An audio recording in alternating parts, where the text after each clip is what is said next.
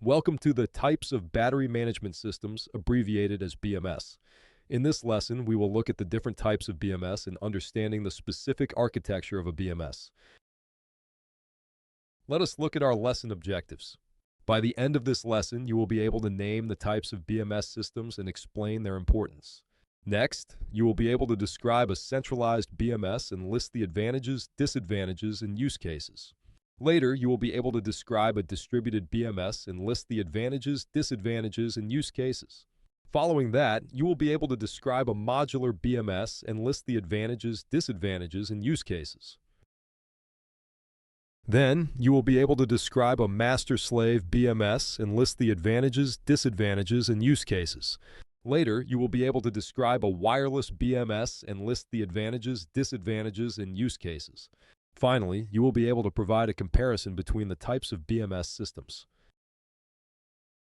The main types of BMS are centralized, distributed, modular, master-slave, and wireless.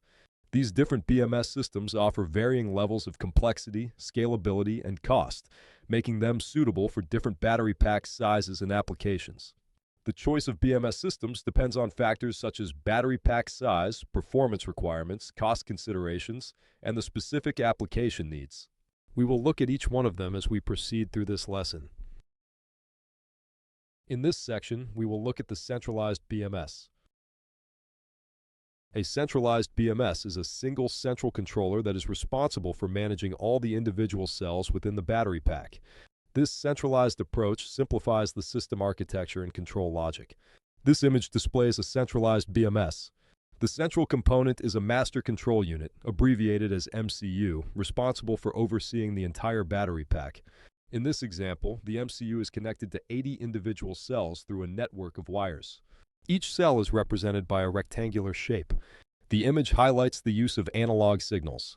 They are continuous electrical signals that vary smoothly over time, representing physical quantities like voltage or current. Analog signals are used for communication between the cells and the MCU. These signals are transmitted over a single wire connection, simplifying the wiring complexity. To ensure electrical isolation between the MCU and the cells, an isolate component is present in the circuit. This component prevents current flow from the cells to the MCU, protecting the sensitive electronics. Comms refers to a communication interface, for example, a bus or network, used for data exchange between the MCU and other components in the system. In this example, the 256 volts, abbreviated as 256V, indicates the nominal voltage of the battery pack. Let us now look at some of the advantages, disadvantages, and use cases of centralized BMS systems. Starting with the advantages, a centralized BMS has a simpler design, especially for smaller battery packs. This can lead to reduced complexity and potentially lower manufacturing costs. Due to the simplified design and fewer components, centralized BMS can be more cost-effective, especially for smaller applications. We will now move on to the disadvantages. Centralized BMS can become challenging to scale for larger battery packs. The complexity of wiring and communication increases with the number of cells, making it less practical for large-scale applications. Let us now look at the use cases. Centralized BMS are well suited for smaller BEVs, such as electric bicycles, scooters, and golf carts, where the battery pack size is relatively small and manageable. Centralized BMS are commonly used in various consumer electronics, including smartphones, power tools, and portable devices. Overall, centralized BMS offer a practical and cost-effective solution for smaller battery packs, but their scalability limitations make them less suitable for larger-scale applications like large BEVs. In this section, we will look at the distributed BMS. In distributed BMS systems, multiple control units, abbreviated as MCUs, are strategically placed throughout the battery pack, each responsible for overseeing a specific group of cells. These MCUs communicate with a central unit, which acts as a coordinator and overall supervisor. This image depicts a distributed BMS architecture. In this example, the battery pack consists of 80 individual cells arranged in a rectangular configuration. These are smaller control units distributed throughout the battery pack, each responsible for managing a group of cells. The letter M represents the master control unit, which oversees the entire system and coordinates the communication between the mini-slaves. RS-485 indicates the communication protocol used between the master and mini-slaves. RS-485 is a popular choice for industrial applications due to its robustness and long-distance transmission capabilities. Communication between the master and mini slaves is established using a three-wire connection, consisting of two data lines and a ground line. The communication between the components is carried out using digital signals, which are more precise and less susceptible to noise compared to analog signals. Comms refers to a communication interface, such as a bus or network, used for data exchange between the BMS and other components in the system. In this example, 256 volts, abbreviated as 256V, indicates the nominal voltage of the battery pack. Overall, this example image illustrates a distributed BMS architecture where multiple mini slaves are connected to a central unit using a digital communication protocol. This approach is well suited for larger battery packs, as it provides better scalability and redundancy compared to centralized BMS. Let us now look at some of the advantages, disadvantages, and use cases of distributed BMS systems. Let us start with the advantages. Distributed BMS are better suited for scaling to larger battery packs.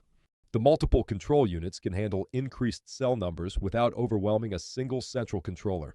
By distributing control units throughout the battery pack, the overall wiring complexity can be reduced compared to centralized systems, especially for large-scale applications.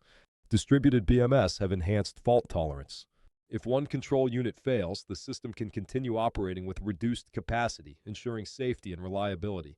Moving on, we will now look at the disadvantage. Distributed BMS typically require more components and complex communication networks, leading to potentially higher costs compared to centralized systems. Let us now look at the use cases. Distributed BMS are commonly used in larger BEVs, such as passenger cars, commercial trucks, and buses, where the battery packs are extensive and require efficient management. Distributed BMS are well suited for large-scale energy storage systems, as they can effectively handle the high capacity and complex configurations. Distributed BMS are used in marine and aerospace applications due to their ability to manage large battery packs in harsh environments and ensure safety and reliability. Distributed BMS are employed in renewable energy systems, such as solar and wind power plants, to optimize energy storage and grid integration. Distributed BMS are used in industrial vehicles, like forklifts and mining equipment, to manage their large battery packs and ensure efficient operation. Overall, distributed BMS offer a more scalable, reliable, and fault-tolerant solution for larger battery packs, making them ideal for applications that require advanced battery management capabilities. While they may have higher costs compared to centralized systems, their advantages often outweigh the drawbacks in these use cases. In this section, we will look at the modular BMS. In modular BMS systems, the battery pack is divided into multiple identical modules, each responsible for managing a specific section of the cells. These modules can communicate with a central controller or directly with each other, depending on the system configuration. This image depicts a modular BMS. In this example, the battery pack consists of 80 individual cells arranged in a rectangular configuration. Each cell is equipped with a sensor to monitor its state of charge, temperature, and other relevant parameters. Each module is connected to the central control unit using 4 wires for power supply, data transmission, and ground. The sensors in each module transmit analog signals to the MCU, providing real-time data about the cell's condition. Isolated comms ensures electrical isolation between the modules and the central control unit, protecting the sensitive electronics. The letter S represents the individual modules, each containing a control unit responsible for managing a group of cells.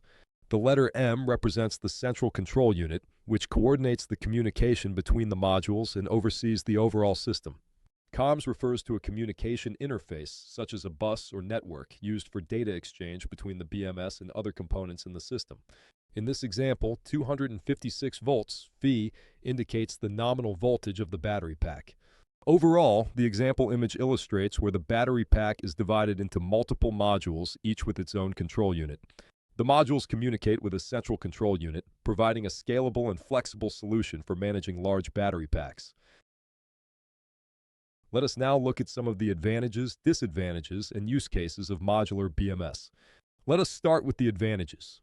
Modular BMS systems are highly scalable, allowing for easy expansion of the battery pack by adding or removing modules. This flexibility is crucial for applications with varying capacity requirements. Modular systems have inherent redundancy, as the failure of a single module does not necessarily affect the entire battery pack. This improves system reliability and safety. Modular BMS are easier to maintain and repair compared to monolithic systems. Individual modules can be replaced or serviced without affecting the entire battery pack. Moving on, let's look at the disadvantages. Modular BMS typically involve more components and complex communication networks, leading to potentially higher costs compared to centralized or distributed systems. Integrating and coordinating multiple modules within a modular BMS can introduce additional complexity and challenges, especially for large-scale systems. Let us look at the use cases. Modular BMS are widely used in BEVs with high-capacity battery packs, such as long-range electric cars, buses, and trucks. This architecture allows for efficient management of the large number of cells and provides flexibility for future upgrades. Modular BMS are also employed in large-scale energy storage systems to ensure efficient operation and scalability. Overall, modular BMS offer a highly scalable, redundant, and maintainable solution for battery packs of various sizes. While they may have higher costs and complexity compared to other architectures, their advantages make them well-suited for applications that require flexibility and reliability, such as high-capacity electric vehicles and energy storage systems. In this section, we will look at master-slave BMS. In master-slave BMS, a central master controller oversees the entire battery pack, while multiple slave controllers are responsible for managing specific subsets of cells. This image depicts a master-slave BMS. In this example, the master controller is the central unit that oversees the entire battery pack and coordinates the communication between the slave controllers. The slave controllers are smaller control units that are distributed throughout the battery pack, each responsible for managing a specific group of cells. The cells are the individual battery cells that make up the battery pack. The isolated serial peripheral interface, abbreviated as SYN-EV-ST-ESB interface, is the communication protocol that is used between the slave controllers and the cells to collect data, current, voltage, temperature. It provides high-speed data communication while maintaining electrical isolation between components, which is essential for safety in high-voltage applications. The master controller communicates with the slave controllers and other system components using the controller area network, abbreviated as CAN, bus, or a computer interface. Each slave controller collects data from the cells it manages using the SYN-EV-ST-ESB interface. The slave controllers transmit the collected data to the master controller using the CAN bus or computer interface. The master controller receives and processes the data from all slave controllers, making overall decisions about the battery pack's operation. The master controller sends commands and instructions back to the slave controllers, which then control the individual cells. This architecture is characterized by a hierarchical structure, where the master controller has centralized control over the slave controllers. It is often used in battery packs where a balance between centralized and distributed control is desired. Let us now look at some of the advantages, disadvantages, and use cases of master-slave BMS. Let us start with the advantages. Master-slave BMS gives a balanced performance between centralized and distributed systems, providing a good combination of scalability and efficiency.